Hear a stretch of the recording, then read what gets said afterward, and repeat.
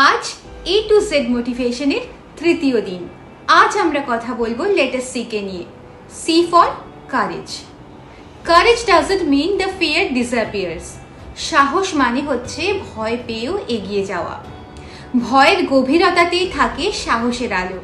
ভাবো, সি একটা অন্ধকার গুহা। একটা মানুষ সেখানে প্রবেশ করছে, সন্দেহে এবং ভয়ে মাথা নিচু করে, কারণ গুহার ভেতরটা অজানা, অনিশ্চয়তায় এবং অন্ধকারে ভরা। কিন্তু যখন সেই মানুষটা তার নিজের ভেতরের সাহসের আলো জ্বেলে সেই ভয়ের সম্মুখীন হয় এবং সেই ভয়কে সাহসের দ্বারা জয় করে, তখন সেই মানুষটি বেরিয়ে আসে নির্ভীক, সাহসী হয়ে, মাথা উঁচু করে। So are we. Our life is also full of doubts, hesitations, etc. We never know what lies ahead.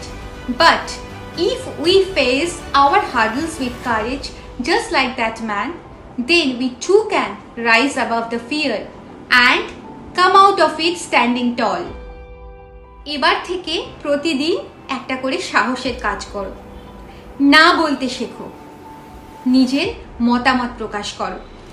একটা কঠিন সিদ্ধান্ত নাও যা তুমি এতদিন ধরে এড়িয়ে যাচ্ছিলে। ধীরে ধীরে সাহসের চর্চা করলে তবেই তোমার ভিতরে সাহস বেড়ে উঠবে।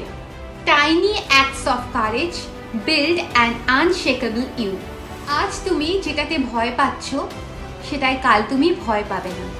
তবু আজ ভয় পেলেও তোমাকে সেই কাজ করে যেতে হবে, করেই যেতে হবে। Because you are braver than you think and the world needs your light. আজকের মতো আসি।